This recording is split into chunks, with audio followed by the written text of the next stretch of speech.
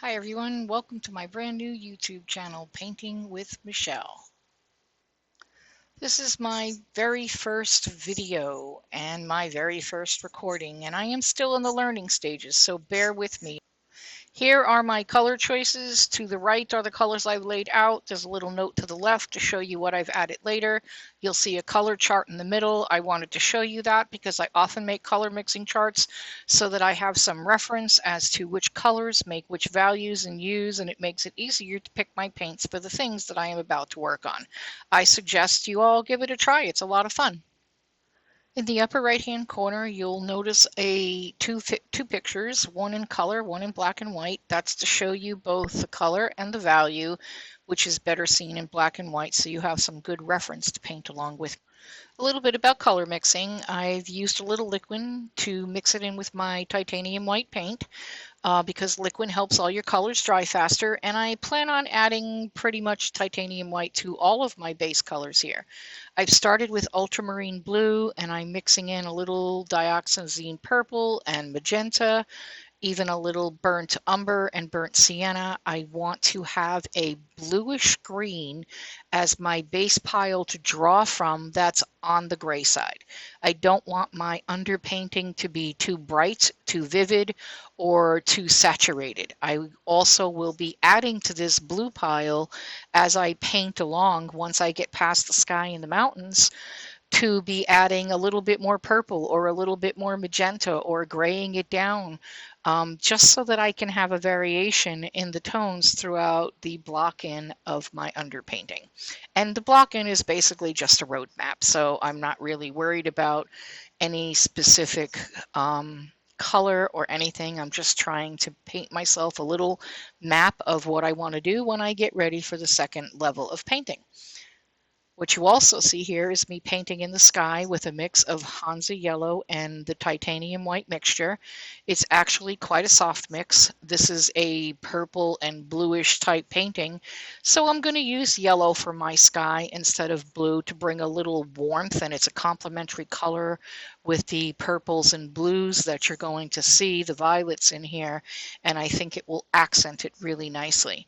Next will come the mountains, which are a mix of burnt sienna and a little magenta with burnt umber to tone it down and give it a little bit more of an earthy color. I don't want my mountains to be really bright right here, and my edges are going to remain soft. I don't want any hard edges. I kind of want them to blend in with the sky because they're really not a main part of the picture. They're not going to be noticeable behind all the trees, and I picked the warm burnt sienna color because the light from my thing in my vision is coming from behind and it's casting warm shadows on the mountains. The orange will also complement the blues in this painting. So between the yellow of the sky and the orange in the mountains, we have two complementary colors to go along with our lavenders and purples and blues, both in the grasses and the trees that we're going to be carrying throughout this entire painting. When I say that I'm mixing all of these colors in with my blue, my ultramarine,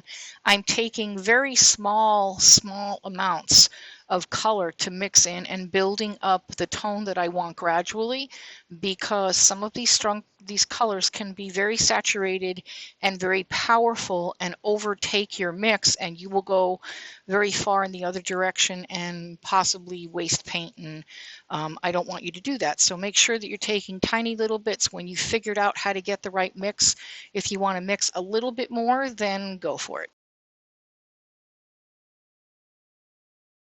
Now that I've got the sky and the mountains based in my block-in, I want to create a little bit whiter, like a bright sun up in the left-hand corner, and I want to carry some of those soft rays, more transparent, down over the mountains to look like the sun is just shining down on the mountain, leaving little rays of yellow. You all know how it shines through the trees and the woods. And so I'm preparing that now in my block-in because it's really not going to show a lot, but the little bit that does show, at least this will already be present. A little bit about block-ins. Sometimes when I block in my painting, I just do a very basic block-in, and other times I add a little bit more dimension, shadow, lights and darks to give myself a little bit more complete of a block, and you can really do whatever's comfortable for you. So we're going to start blocking in the trees, the grasses, some of the bushes, and give ourselves a roadmap of where to go with the front part of this painting. Now I'm drawing from my blue base there, my grayish blues, and you'll see me taking from different piles of paint. Some I want to darken it. To darken it, I might add a little burnt umber and some of the magenta to I might add a little less to just make it a little bit more earthy. I might add a little bit more of the dioxazine purple and the magenta, and again, still keep it earthy to make it a little bit more on the purple side. There are a couple of parts of the field that are lighter than others. You can't see my pencil marks, but I have drawn myself in pencil lightly the outlines of the shapes that I wanted to be able to block in. Right now we're doing the bushes, or the bushes behind the trees just below the mountains that you see in the photograph. These, of course, are going to be in lavenders. It's going to look like a little lavender garden walking down the road when we're done. But here we are creating some of the darker shadows under the bushes so that when we come back with our mid-tone and light colors, we have something to make it stand out. If you don't have a dark enough base, then it's going to be harder when you get to your lighter colors to really make them pop.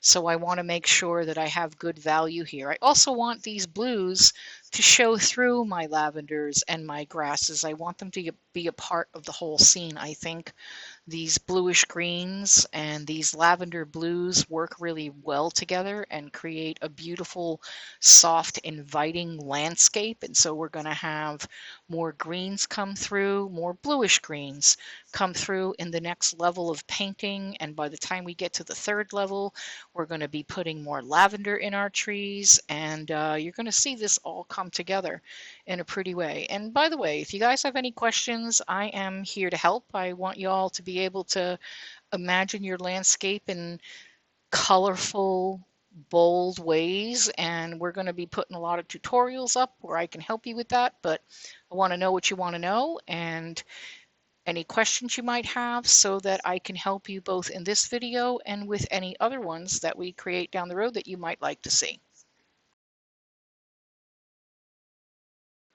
Let's talk about value here, where you watch me block in the rest of this painting.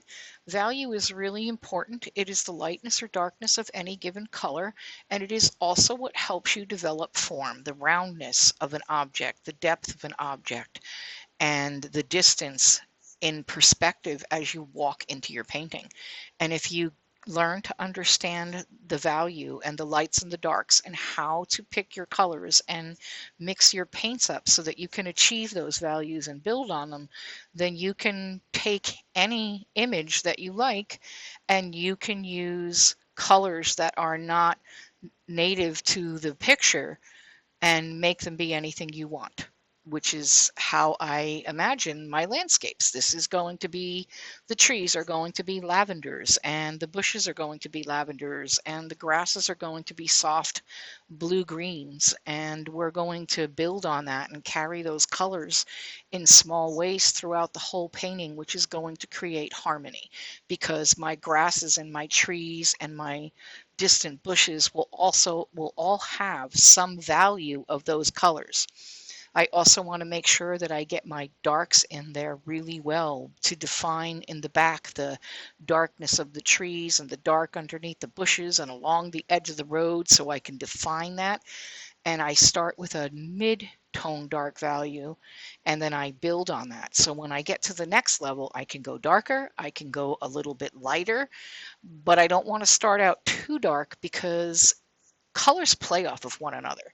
And what looks dark might be too dark until you put another color on top of it or next to it. So it's kind of a give and a take throughout the whole painting. How dark do I really need the depths of my tree to be, and where? And as you get to the next level of this tutorial, you'll see how we can go back and forth and develop that. Right now we're painting in the grasses, there's a light field in the back where the sun is shining off of it. In front of that, we will be building up all the blue greens in the grasses in the front. They will be a little bit darker because the back of the painting has more light than the front of the painting, the image. The light is clearly coming from behind the trees, and so we want to be sure and enforce that.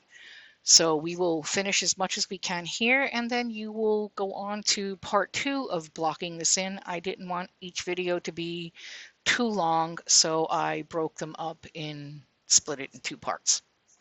Thanks for checking in, and check out my website, michelletherien.com, and happy to hear your questions or comments.